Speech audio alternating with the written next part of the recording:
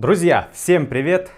Не могу сказать, что мне уж очень сильно нравится вот это все дело. Но куда деваться? Хочется, чтобы станочек остался повышенной точности, как он и был выпущен с завода. Честно говоря, я потерял уже около 3 килограмм на этом шабрении. Но это мне нравится. Так что, друзья, двигаемся дальше. Сегодня я обязательно закончу эту колонну. В принципе, она уже практически готова. Именно поэтому у меня такая уверенность в этом. Ну, осталось сделать немножко покачественней, плюс ласточкин хвост. Ну и сделать замеры, показать вам, как это происходит, как эти древние советские технологии работают. А работают они очень хорошо, даже у японцев. Не только в Советском Союзе эти технологии были. Данной подгонкой по пятнам пользуются во всем мире.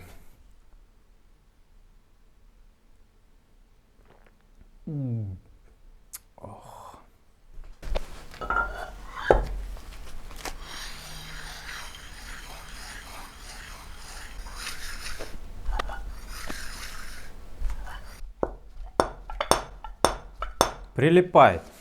Нам сейчас очень сильно нужно понять, насколько же соосны две вот этих длинных направляющих. Я их выравнивал по длинной узкой линейке, а потом подравнивал по вот этой широкой, но короткой линейке. То, что длинные направляющие ровные, это понятно, потому что по пятнам все сходится. А вот насколько они соосные, неизвестно, друзья. Придумал один метод, который нам поможет исследовать станину станка на наличие перекосов. Для этого нам понадобятся концевые меры длины и пару магнитиков. Магнитики устанавливаю следующим способом. Ну а теперь устанавливаю на станину весь этот пакет.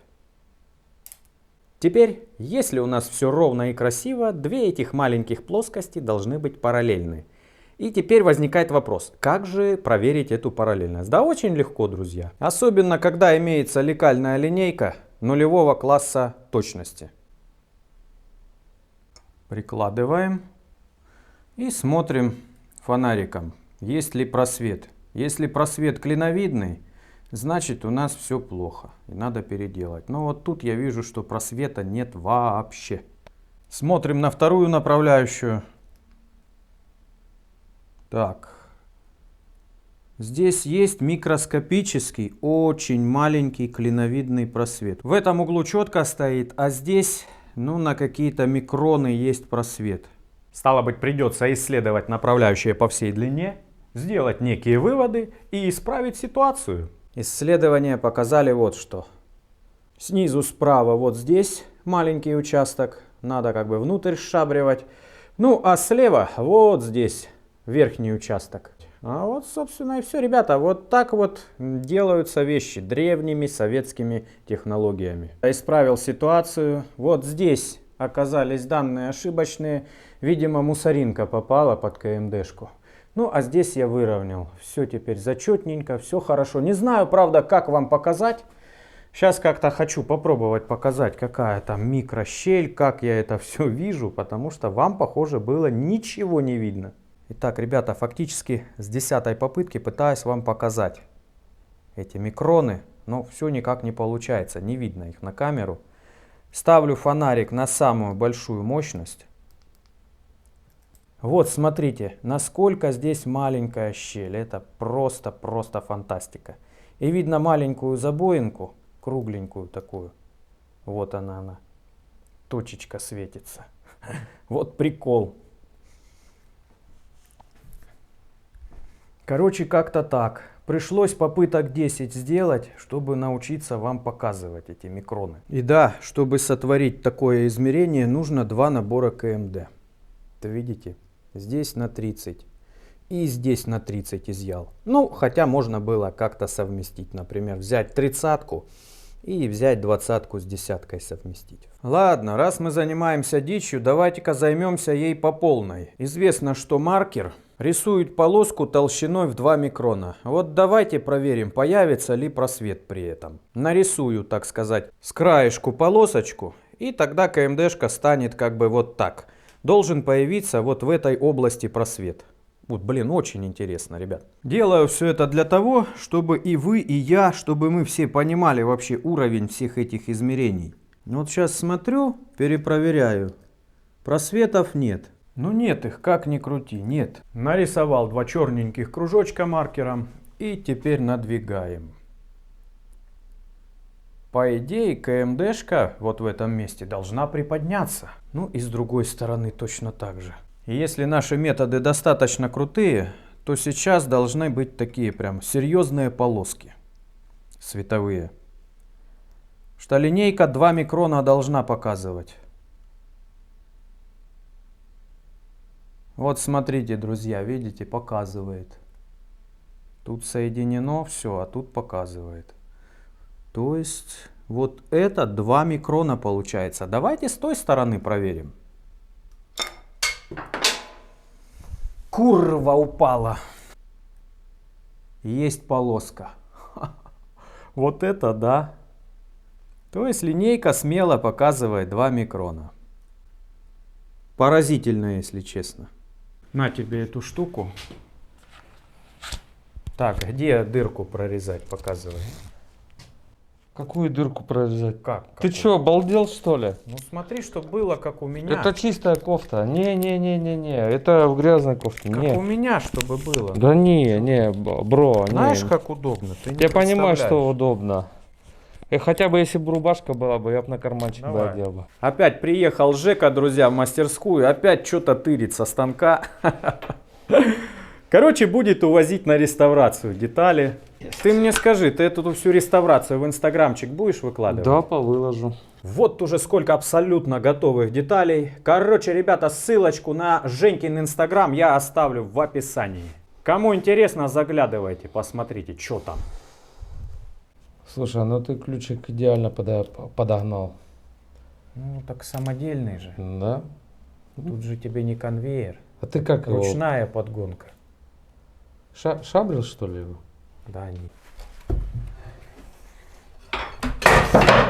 Клин упал, да? Не разбился? Да не должен. На 15 частей разлетелся клин. Он все равно разбитый уже. Как разбитый? Ну, у него задняя часть отломана. Да? Да, так, Так. смотри, потянешь ты, нет? Я вот сейчас... Так, подожди.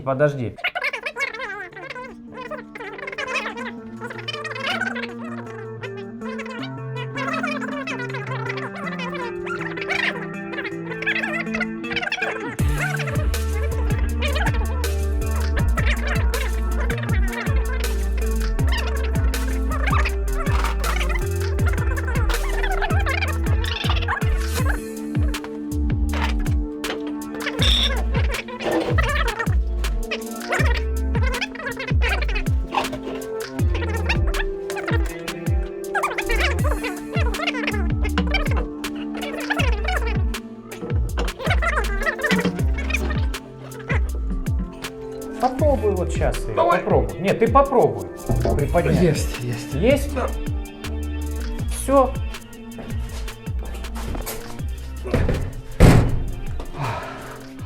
Вот так. Коленки не дрыснули? Нет. У меня аж потеплела коленка. Слушайте, двигается, однако. Вот это да. Короче, нужно каким-то образом развернуть станок. Ласточкин хвост я уже пошабрил. Вот, надеюсь, похудел еще где-то на полкилограмма. Ну, надежды, конечно, это хорошо. Надо бы проверить. Вот, а теперь разворачивать надо, друзья, чтобы продолжать разбирать станок. О! Нашел технологию. Все, можно теперь сзади разбирать вот этот весь механизм. Тут много чего, конечно, есть разбирать, но надо как-то по-быстрому справиться. Ох, ребята, приходится люто пыхтеть. Ну вот снял такие детали. Смотрите, в каком они состоянии. Некоторые поломанные. Шпонки вообще космические. Что-то погнуто. Ну, короче, надо будет реставрировать все это дело потихоньку. Сзади теперь это выглядит вот так. Для чего вообще я снимал эти детали? Да все просто, чтобы вынуть коробки. Сейчас буду откручивать болты и вынимать коробки. Коробку подач и коробку скоростей. Именно в них находится все самое интересное. Короче, ребята, отвезу эти детали на промывку и на реставрацию Женьки Койоту. Вот видите, всем миром делаем станок, лишь бы быстрее сделать и начать пилить контент. Внимание! Вот она. Вот она коробка. О, на пупке вынул ее. Погнали вынимать вторую, а потом я вам покажу, что такое конский износ. Конский износ не каждый день по телевизору показывают. Вал не дает. Вот так. Все, пошла. Все, пошла. Пальцы в дырку не суем. Может срезать. Все, на пупке поднял вторую. Коробка довольно-таки эпичная, друзья. Смотрите, сколько шестеренок. Ну, в принципе, вот эти все шестерни более-менее нормальные. Так не присматривался. Вот так, вроде бы ничего себе. А теперь, ребята, смотрим, что такое конский износ шестерни.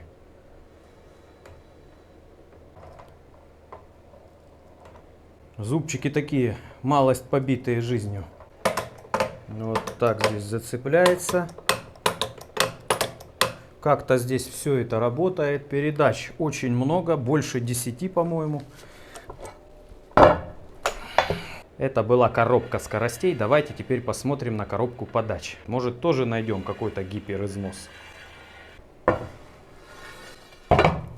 На коробке подач имеется масляный насос, который приводится в движение вот этим кулачком. Ну, а вот он, масляный насос. Вот он. Ну, а сам набор шестерен удобнее рассмотреть с обратной стороны. Износ вполне вменяемый. Зубчатые колеса при поверхностном осмотре вроде бы как все нормальные. Нет ни выкрашиваний, ни мега-гипер износов. Хотя вот видно, некоторые прям хорошо поработали. Вот здесь, там внизу тоже. Еще один ужас ужасный увидел. Смотрите, какой шарикоподшипник. Никогда таких не видел, ребят. Вы видите, не хватает шарика, разбитый сепаратор. Я думаю, шарик мы, по идее, в поддоне должны найти. Остался, можно сказать, остов уже от станка. А есть ли там масло? Масло есть, скорее всего, оно чернючее. Все равно, ребята, как ни крути, хоть и очень много боли, но станки разбирать и чинить очень интересно. Все-таки механизмы довольно сложные. Таких коробок я, например, еще никогда не видел, эпичных. Ну, будем делать, будем разбираться. Сейчас я возьму их и отвезу Женьке Койоту на реставрацию, на откисание. Ну, а у меня на этом все. Кому было интересно, а самое главное полезно, подписывайтесь на канал, поддержите лайком. Всем пока, до новых встреч, друзья.